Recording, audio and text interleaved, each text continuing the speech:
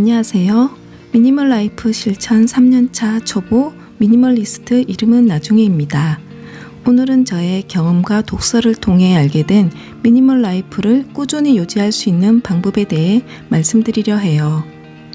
미니멀 라이프를 유지하는 방법 첫 번째는 1년에 4번 비우는 날을 정해 더 이상 필요하지 않은 물건들을 비우는 것입니다. 비우는 시기는 계절이 끝나는 무렵이 좋은 것 같아요.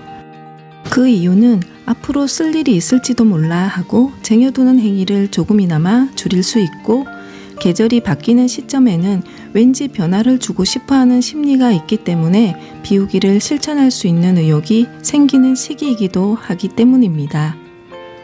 그 계절 동안 단 한 번도 사용하지 않았거나 앞으로도 더 이상 쓰지 않는 물건이 확실하다면 중고거래로 팔거나 나누거나, 그럴 수 없는 물건이라면 그냥 버립니다. 번째 방법은 애당초 물건을 많이 사지 않는 것입니다. 물건을 사기 전에 우선 내가 가지고 있는 물건을 어떻게 하면 다양하게 사용할지를 생각해 봅니다. 예전에 저는 수명이 다한 물건이 생겨도 새로운 것을 사고 싶어서 대체할 물건을 찾아본 적은 없었던 것 같아요.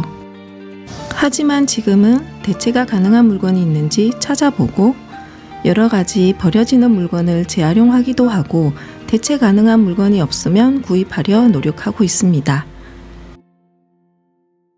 세 번째는 10년을 사용한다는 마음으로 물건을 고르는 것입니다. 소모되어 없어지는 물건이 아니라면 물건을 살 때 최소 10년을 사용한다는 마음으로 구입하고, 더 길게 내다본다면 좋은 물건을 골라 오래도록 사용하고 자녀에게 물려주는 것입니다. 예를 들면 좋은 나무로 만든 의자나 장롱, 질 좋은 가방이나 코트류 같은 것입니다. 예전에는 풍족하지 못한 시기였기에 부모님께 물려받은 가구나 옷은 없었는데요. 딱 하나 친정엄마가 사용하셨던 볼터치를 소중히 간직하고 있습니다.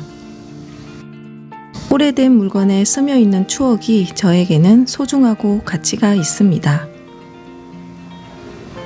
저희 부부도 오래도록 소중히 사용한 무언가를 딸에게 추억으로 남겨주고 싶습니다. 10년을 사용할 물건을 구입할 때 중요한 기준은 심플하고 튀지 않는 물건을 사는 것입니다. 저는 미니멀 라이프를 실천하게 되면서 자연스레 예전에 즐겨 입던 비비드한 컬러보다는 다른 것들과 조화가 쉬운 컬러를 선택하게 되었어요. 그리고 하나를 사서 오래 사용해야 되므로 품질도 꼼꼼히 따지게 되었습니다. 내 생활에서 가능한 최선을 구입하되 가격 대비 품질을 고려해서 구입하는 편입니다. 네 번째는 자신만의 스타일을 찾는 것입니다. 자신이 어떤 것을 편하게 여기고 좋아하는지 정확히 알고 자신만의 스타일을 가지고 있다면 어떤 것을 선택할지 고민할 필요가 없고, 나에게 어떤 것이 어울리는지 잘 알고 있기 때문에 굳이 유행을 쫓지 않아도 됩니다. 내년이 되면 유행에 뒤처져 올해만 입게 될 만한 패스트 패션이나 액세서리들을 더 이상 사지 않게 됩니다. 저는 저만의 스타일을 찾기 위해 핀터레스트라는 앱을 활용하여 제 맘에 드는 스타일들을 모아서 저장해 놓고 쇼핑을 하기 전에 참고를 하는데요. 사고 싶은 것과 필요한 것 사이에 고민이 될 때 확실히 도움이 되더라고요. 다섯 번째는 너무 완벽을 추구하지 않기, 비교하지 않기입니다. 되도록이면 불필요한 물건을 배제하고 적은 물건으로 생활하려고 노력하겠지만, 여러 분야 중에서 유달리 애착이 가서 비우려 할 때마다 스트레스를 받는 부분이 있다면 그 부분만큼은 어느 정도 인정을 해주는 것입니다. 그 부분을 인정 안 하게 되면 스트레스도 받고 또 다른 부분의 비우기의 진도도 나가지 않아서 여러모로 손해입니다. 그리고 미니멀 라이프를 실천하시는 분들 중에 아마 이런 고민을 많이 하실 것 같은데요. 나와 성향이 다른 맥시멀 취향의 가족으로 인해서 비우기가 정체되고 집이 어질러진다고 해서 너무 스트레스를 받지 않았으면 좋겠어요. 가족의 공간과 물건을 인정해 주시되 미니멀 라이프를 실천하는 모습을 꾸준히 보여주시고 긍정적인 변화를 많이 보여주시면 최소한 함께하지는 못하더라도 반대는 하지 않을 것입니다. 남편의 경우 불필요한 물건을 비운 후 공간의 여유를 느낀 이후로 가구와 주방용품, 옷을 비우는 것에 대해서는 동조를 해주었어요.